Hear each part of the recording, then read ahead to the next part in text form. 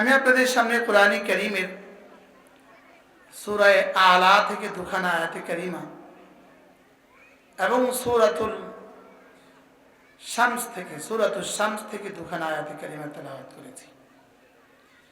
এই দুই আয়াতে কারিমা রব্বে করিম এক শব্দ দিয়ে শুরু করেছেন। শব্দটা হলো কাদ আফলাহা। বলেন তো শব্দটা কি? কাদ আফলাহা। এই শব্দের অর্থ হলো অবশ্যই অবশ্যই সফল হয়েই গেছে। আল্লাহ তাআলা বলেন অবশ্যই অবশ্যই সফল হয়েই গেছে। তাহলে এটা হইলে এই প্রশ্নের পরে, এই কথার পরে আমার অবশ্যই প্রশ্ন জাগবে, কে কে সফল হয়ে গেছে? তো রব্বে করিম নিজে জবাবে বলেন মান তাযাক্কা। আমি প্রত্যেক মানুষের মধ্যে একটা নফস দিয়েছি, এটাকে যে পরিচ্ছন্ন করে, এটাকে যে পরিষ্কার করে, সে সফল হয়ে গেছে। বলেন নফসকে যে পরিষ্কার করে, বলেন সে কি হয়ে গেছে? সে সফল হয়ে গেছে। মজার বিষয় হলো কাদ আফলাহা। আফলাহা শব্দের মূল অক্ষর হলো ফালাহ। ফালাহুন একটা শব্দ, যেই শব্দ আমরা প্রত্যেক দিন, প্রত্যেকটা বালিগ পুরুষ প্রতিদিন আমরা এই শব্দটা 20 বার শুনে থাকি। কতবার? 20 বার। যেই শব্দটা আল্লাহ তাআলা আমাকে 20 বার শোনান, বুঝে থাকলে বলুন তো দেখি এই শব্দটা কতটা দামি হবে। যেই শব্দের দিকে আমাকে আমার রব প্রতিদিন 20 বার ডাকেন, 20 বার। হাইয়া আলাল ফালাহ বলেন। আজানে 2 বার, একামতে 2 বার, হয়ে গেল 4 বার। 5 নামাজে হয়ে গেল 20 বার। যেই শব্দটা আমাকে আমার রব প্রতিদিন 20 বার বলেন, এই শব্দটা বোঝা আমার জন্য কতটা জরুরি। এই শব্দটা সফলতার কত দামি শব্দ। পৃথিবীর ইতিহাসে এই আসমানের নিচে জমিনের উপরে সবচেয়ে বড় একটা কিতাব আছে, কোরআন কারীমের তাফসীরের উপরে সবচেয়ে বড় গ্রন্থ। এর উপর তাফসীরের কোনো গ্রন্থ নাই। এরপরে যতগুলো গ্রন্থ আছে তাফসীরের সব এখান থেকে নেয়া, লেকিন এখনো এটা 32 খণ্ডের এই কিতাব। কত খণ্ড? 32 খণ্ডের এই কিতাব। তাফসীরে কবীরের মধ্যে ইমাম রাজি রাহমাহুল্লাহ তিনি বলেন ফালাহুন একটা শব্দ, যেই শব্দ বলতে, যেই শব্দের মধ্যে কি কি আছে তিনি বলেন যে এই শব্দ সোয়ালাখ আম্বিয়া আলাইহিমুসসালামকে আল্লাহ তাআলা যাকে যা দিবেন বলে ওয়াদা করেছেন। সুবহানাল্লাহ। সমস্ত নবীদেরকে আল্লাহ তাআলা যাকে যা দিবেন বলে ওয়াদা করেছেন। ফালাহুন শব্দের মধ্যে তার সবটা একসাথে আছে। এর চেয়ে দামি কোনো শব্দ মানুষের কল্পনায়, এর চেয়ে দামি কোনো শব্দ হইতে পারে না। মুফলিহুন শব্দের অর্থ সফল। এই মুফলিহুনের মাদ্দা যেটা, কাদ আফলাহার মূল অক্ষর টু বি ভার্ব সেটা। তো আল্লাহ তাআলা যাকে সফল বলেছেন সে কতটা সফল, আর আল্লাহ তাআলা যাকে ব্যর্থ বলেছেন, বিফল বলেছেন, সে কতটা বিফল। আল্লাহ যাকে বিফল বলেছেন সে যদি 7 মহাদেশের বাদশাহ হয় সে বিফল, আর আল্লাহ যাকে সফল বলেছেন সে যদি কুড়ে ঘরেও থাকে সেই সফল। বলেন আল্লাহ যাকে সফল বলেছেন সে সফল না বিফল? আর আল্লাহ যাকে বিফল বলেছেন সে সফল না বিফল? সারা দুনিয়া যদি তাকে সফল বলে সে বিফল, আর সারা দুনিয়ায় যদি তাকে কেউ বিফল বলে সকলেই বিফল বলে, আর রব যদি তাকে সফল বলেন সে কি সফল। মূলত একজন মানুষ সফল এটা বোঝা যাবে কখন? যেমন ধরেন ইনি সফল উদ্যোক্তা, ইনি সফল প্রাইমারি স্কুলের হেডমাস্টার, ইনি সফল হাই স্কুলের হেডমাস্টার, ইনি সফল টিচার, ইনি সফল ব্যবসায়ী, ইনি সফল ওয়াইজ, সফল বক্তা, ইনি সফল পীর।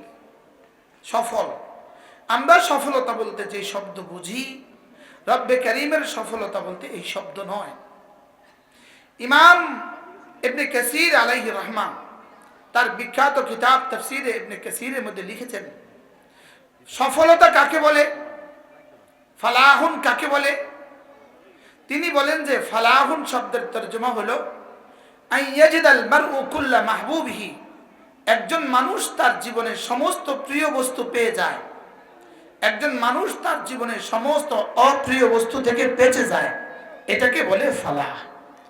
একজন মানুষ তার জীবনে যত চাওয়া আছে সব চাওয়া পাওয়া যায়, আর জীবনের যত না চাওয়া আছে, অচাওয়া আছে, সমস্ত অচাওয়া থেকে বেঁচে যায়, এটার নাম হলো ফালাহ। যদি ফালাহুনের এই তর্জমা হয়, ফালাহুনের এই তর্জমা জীবনে কখনো দুনিয়াতে সম্ভব নয়, এটা শুধুই সম্ভব জান্নাতে। এটা শুধু সম্ভব কোথায় বলেন? এজন্য মাশাআল্লাহ, মামা আপনিও বসেন, স্যারও বসবেন, স্যারও আসবে, স্যারের চেয়ারটা আমার কাছে দেন। না না না না,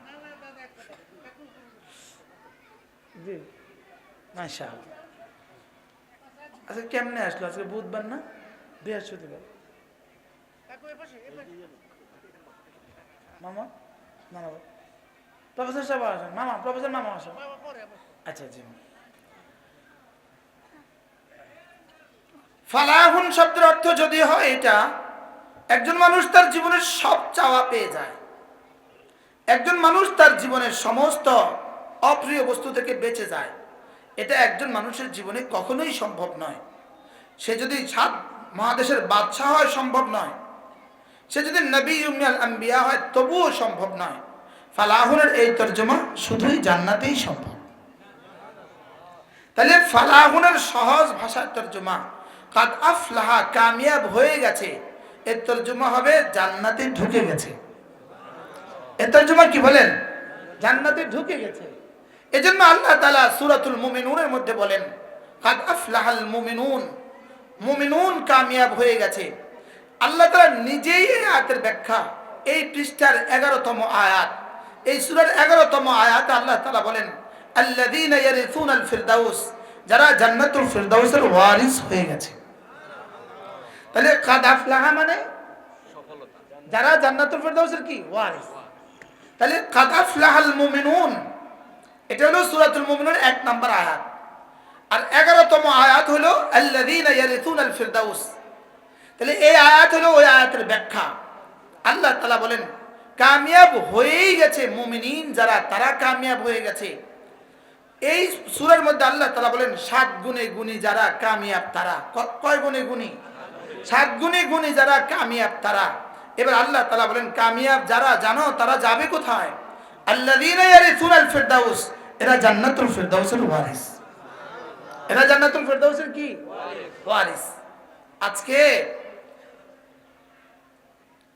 কয়েকদিন আগে আমি একটা হাদিস পড়েছি, আজকে এই হাদিস আমার বারবার মনে হয়েছে এক কারণে। আমার বড় খালাম্মা, আমার যিনি বড় খালা, আপন খালা, তো খালাম্মার কাছে আমি খালাম্মাকে দেখতে গেছি সকালবেলা। খালাম্মাকে দেখতে গিয়ে বলছি খালাম্মা আজকে তো নানার বাড়িতে মাহফিল। নানা খালাম্মা বলেন তুই যখন জন্মগ্রহণ করছস তো তোরে নিয়া প্রথম কোলে দিছি আব্বার কোলে, তোর নানার কোলে।